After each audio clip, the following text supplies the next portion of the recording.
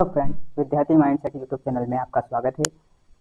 आज मैं आपसे एक क्वेश्चन पूछ के इस लेक्चर की शुरुआत करता हूं कि ऐसा क्या कारण था कि ब्रिटिश गवर्नमेंट को ऐसा लगा कि अब जो है ईस्ट इंडिया कंपनी के कार्यों को और उसके प्रबंधन को कंट्रोल करने की ज़रूरत आन पड़ी है और हमें एक रेगुलेटिंग एक्ट 1773 जो था उसको पारित करने की आवश्यकता है, जिससे इंडिया में ईस्ट इंडिया कंपनी के कार्यों को नियंत्रित किया जा सके।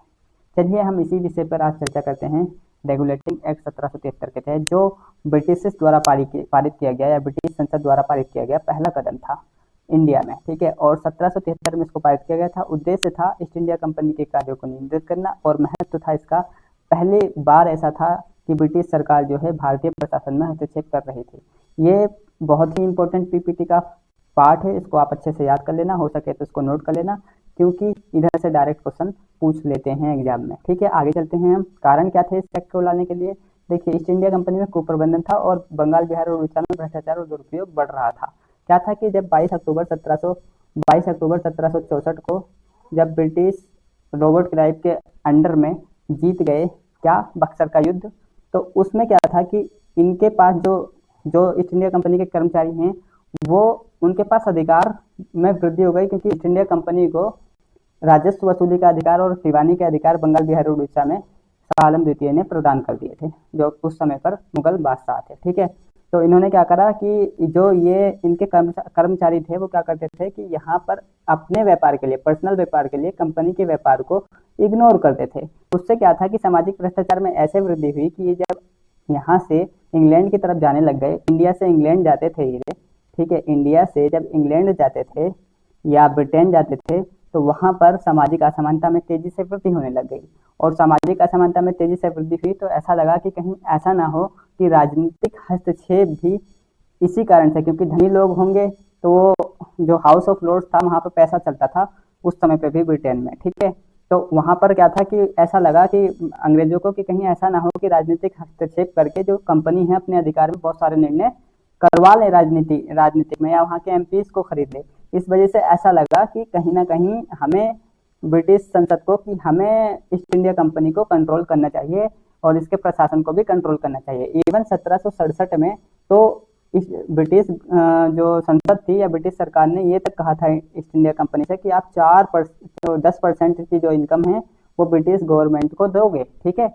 तो आप ये याद रखना कि इस कारण से जो पहला कारण था वो था भ्रष्टाचार, न केवल इंडिया में बल्कि ब्रिटेन में भी भ्रष्टाचार बढ़ रहा था, क्योंकि जो पैसा, अनियमित पैसा लेके और अथाह पैसा लेके जो ब्रिटेन जा रहे थे लोग, उनकी वजह से उस ब्रिटेन की सोसाइटी में सामाजिक भ्रष्टाचार और सामाजिक असमानता में वृद्धि हो रही थी, ठीक है। दूसरा कारण हम देखते हैं। दूसरा कारण क्या था? वित्तीय संकट, ठीक है। युद्धों और खराब प्रबंधन के कारण कंपनी का भारी कर्ज हो रहा था, ठीक है। क्योंकि देखो उस समय मराठा से युद्ध चल रहा था, उससे पहले इन्होंने मैसूर में युद्ध करा था, ठीक है। मैसूर में किसके साथ? हैदर अली के साथ चल रहा था। फिर मराठाओं के साथ युद्ध चल रहा था, तो अलग अलग क्षेत्रों में युद्ध चल रहे थे, इसकी वजह से वित्तीय संकट आ गया था। अनाज की कमी और शासन में विफलता, ठीक है। बंगाल में क्या था? अकाल पड़ा था, ठीक है, जो प्रशासनिक कमियों को उजागर करता है, ठीक है। मतलब प्रबंधन ठीक से नहीं करा और ये अकाल विकट हो गया था बंगाल में 1770 में, ठीक है। सरकार द्वारा नियंत्रण की आवश्यकता, ब्रिटिश संसद चाहती थी कि कंपनी के मामलों में निगरानी हो जाए। कारण क्या था? वही कि सामाजिक असमानता में वृद्धि हो रही थी ब्रिटेन में भी। आगे देखते हैं हम, ठीक है। इसके मुख्य प्रावधान क्या थे? 1773 के रेगुलेटिंग एक्ट के मुख्य प्रावधान, गवर्नर जनरल और काउंसिल। गवर्नर जनरल हो गया और 4 काउंसिल सदस्य हो गए। और पहला गवर्नर जनरल कौन था? ये बंगाल का गवर्नर जनरल है, इंडिया का नहीं। बंगाल का गवर्नर जनरल, फर्स्ट बंगाल का गवर्नर जनरल कौन था? लॉर्ड वारेन हेस्टिंग 1773 में, ठीक है। और जो अगर भारत का पूछ ले पहला गवर्नर जनरल, तो 1833 में आया था और वो कौन थे? लॉर्ड विलियम बेंटिक, ठीक है। गवर्नर जनरल की सर्वोच्चता, ठीक है। जो काउंसिल के निर्णय थे, 4 काउंसिल सदस्य तो बना दिए गए थे, लेकिन इसके निर्णय के ऊपर गवर्नर जनरल को अधिकार थे ज़्यादा, ठीक है। मतलब गवर्नर जनरल का वो था, इसके पास वीटो का अधिकार था। अगर ये निर्णय ले लेते थे तो गवर्नर जनरल इसको निरस्त कर सकता था।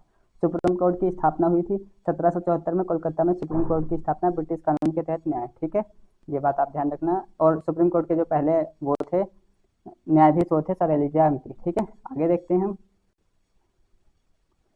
मुख्य प्रावधान में आगे क्या है? कंपनी की जवाबदेही, अधिकारियों को ब्रिटिश सरकार को लेखा जोखा देना अनिवार्य कर दिया गया, ठीक है। कि इनके भाई यहाँ पे सैनिक कैसे हैं, क्या इनका कर्ज है, क्या मतलब हर चीज़ की जानकारी ब्रिटिश सरकार को देनी होती थी कंपनी को। कंपनी पर व्यापार पर नियंत्रण कर दिया गया और अधिकारियों को निजी व्यापार पर रोक लगा दी गई थी। इसीलिए लगाई दी गई थी जो सामाजिक असमानता में ब्रिटेन में वृद्धि होती थी, जो मैंने पहले बताया। ठीक है, आगे देखते हैं इसका महत्व क्या था। ब्रिटिश नियंत्रण का पहला कदम था ये, पहली बात। ठीक है, भारत में सरकारी हस्तक्षेप की शुरुआत हुई थी। ब्रिटेन की संसद का पहला हस्तक्षेप या ब्रिटिश सरकार का पहला हस्तक्षेप था भारतीय प्रशासन में। ठीक है, प्रशासनिक सुधार हुआ, गवर्नर जनरल काउंसिल प्रणाली की शुरुआत हुई, जो आगे चलकर संसद के रूप में हल्के हल्के करके विकसित हुई। या कार्यपालिका के कार्यों के जो विकास हुआ, वो कार्यपालिका के कार्यों का वो हमारा यहीं से माना जाता है। ठीक है, न्यायिक निगरानी क्या थी भाई? सुप्रीम कोर्ट ने कानूनी जवाबदेही सुनिश्चित करी। पहले जो थी कानूनी इस तरीके से रूल ऑफ लॉ था नहीं इंडिया में, पर्सनल कानून लागू होते थे राजाओं के, लेकिन इसने क्या करा कि पहली बार ऐसा मतलब इंट्रोड्यूस करा रूल ऑफ लॉ को। ठीक है, क्योंकि सुप्रीम कोर्ट की स्थापना हो गई थी। ठीक है, और इसका जो कानून के अनुसार इसका क्या होता था, निर्णय होता था, भविष्य के कानूनों की नींव। ठीक है, जैसे ईस्ट इंडिया एक्ट 1784 जो है इसी से इन्फ्लुएंस था। इसमें सुधार करने के लिए ही 1781 का एक रेगुलेटिंग 1781 का एक्ट आया था, एक्ट ऑफ सेटलमेंट जिसको बोलते हैं। फिर ईस्ट इंडिया एक्ट भी इसी में सुधार करने के लिए ही लाया गया था। ठीक है, आगे चलते हैं हम। आलोचना क्या है इसकी? सीमित नियंत्रण था। ठीक है, गवर्नर जनरल के पास शक्तियां थी, लेकिन काउंसिल से विवाद उत्पन्न होते थे। ठीक है, अपूर्ण सुधार था, भ्रष्टाचार और कुप्रबंधन पूरी तरह नहीं रोका गया। ठीक है, अपूर्ण सुधार था क्योंकि भ्रष्टाचार और कुप्रबंधन को रोकने के लिए ये रेगुलेटिंग 1773 बनाया गया था, लेकिन वो रुका नहीं। ठीक है, न्यायिक संघर्ष, सुप्रीम कोर्ट और कंपनी के अधिकारियों के बीच टकराव होने लग गया। ठीक है, कंपनी का प्रधान उद्देश्य था प्रशासनिक कल्याण की बजाय व्यापार में मुनाफा पर ध्यान देना। ठीक है, तो प्रशासनिक सुधार की जगह या बजाय व्यापार के मुनाफे पर ध्यान देना था, जिसकी वजह से क्या था, कंपनी का लाभ प्रधान उद्देश्य था। और जो इस एक्ट की जो मेन जो उद्देश्य था वो कहीं ना कहीं इससे टकराता था। ठीक है, आगे चलते हैं हम निष्कर्ष पर देखते हैं। ठीक है, निष्कर्ष क्या है भाई? देखो, रेगुलेटिंग एक्ट 1773 जो है भारत के औपनिवेशिक इतिहास में एक महत्वपूर्ण कदम था, लेकिन प्रशासनिक और न्यायिक ढांचा तैयार किया गया। हालांकि इसने प्रशासनिक और न्यायिक ढांचा तैयार किया, कमियों के बावजूद ये आगामी सुधारों के लिए आधार बना। ठीक है, चलिए हम आगे अगली वीडियो में मिलेंगे। Thank you for watching this video. Thank you so much.